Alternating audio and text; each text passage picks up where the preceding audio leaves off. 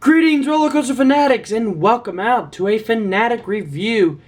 Yes, I am still in the same house as I was before, but I switched spots. In fact, that old corner was where my computer used to be, which is actually right here. You cannot see it. And I would record from that wall looking towards this wall. So things have moved. We just got a new couch, rearranged the spot. It looks kind of nice. I'm still working on the lighting, so I'm sorry if there's one side black and one side light. It is kind of dark out because it's kind of evening-ish. But it'll work out more once I finally get the lighting on when I start recording these videos. So anyway, here we go. We're on Fanatic Reviews. Like I said, the next coaster is another coaster from Busch Gardens Williamsburg, and that is Tempesto. So let's begin.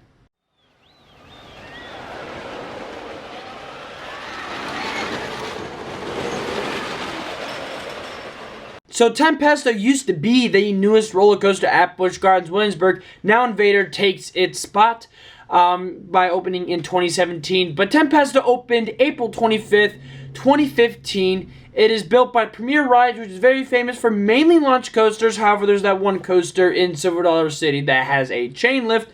But yeah, that's what they're mainly known for, is launch coasters, like the Spaghetti Bowl coasters that you see at Kings Island, Kings Dominion, and the Six Flags parks. You also got Full Throttle, those type of coasters. And they're very famous for a cookie cutter model called the Skyrocket 2 model. It started at Six Flags Discovery Kingdom with Superman Ultimate Flight, and then it started popping up. And the next park to get it in the US was Busch Gardens Williamsburg with Tempesto. Now Tempesto is basically the same style with two major differences, and that is it has an extra car to the trains instead of having two cars. It has three cars, and it also has over-the-shoulder vests that connect to your lap bar. But then that is the exact same. It has a maximum height of 150 feet and a maximum speed of 62 miles per hour. That is after the third and final launch, because there are three launches. The first one forward, the second one backwards, and then the final third one to make you go all the way up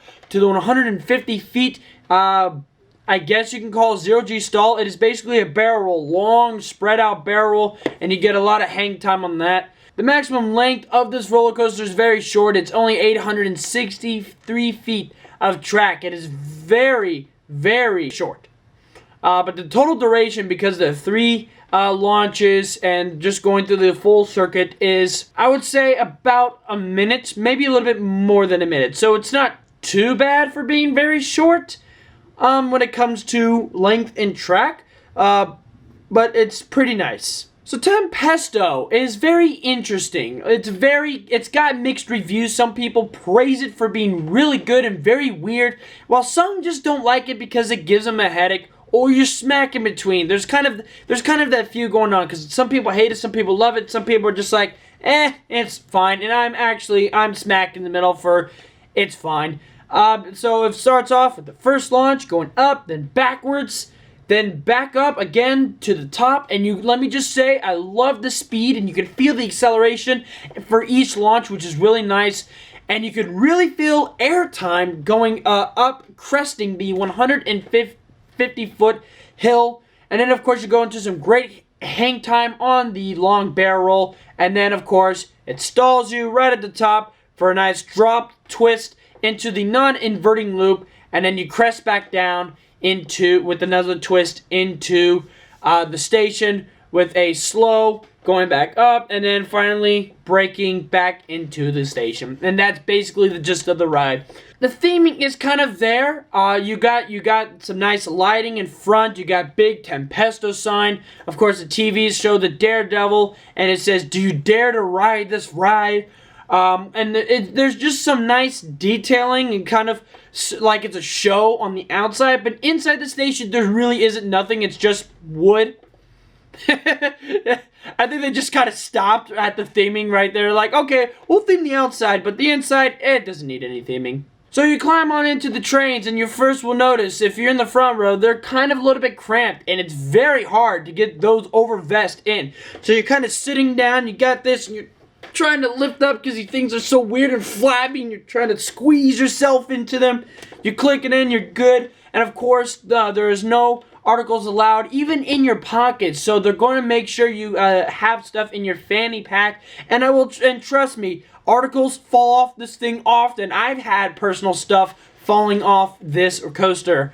You can go check out one of my vlogs showing what has happened on this roller coaster. But if you're not in the front row, you will notice that it is very hard to get in. Like, literally the seat is right in front of your knees will be kind of buckling in. And it's very cramped. And that's the one thing I've never liked about Premier Rides roller coasters is even the old ones, they've never had an idea of how to incorporate knees into their seats, because even on the old trains, my knees, you're kind of sitting back and knees are just crumped up and your ankles are getting hit by this little ankle bar at the bottom. So it is very, I've never been a big fan of Premier Rides trains. They're just so squished in. And in fact, it was because of being squished in why I lost a button on one of my jackets on this ride, actually. So it really shows you that that's one problem that they've already got with the trains. Of course, I said the launches are great. I love the hang time. But the one thing, and those are all fine. Like, that actually makes me smile. I love those launches. I love getting ejected out.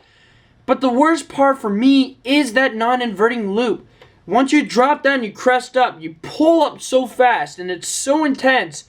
And your head is kind of turning really weird-like. And you can feel it in your head. It just does not feel right. And when you pull out of that, all this tension just releases. And you just become nauseated. Every single time I've ridden this, I always get nauseated at that same spot.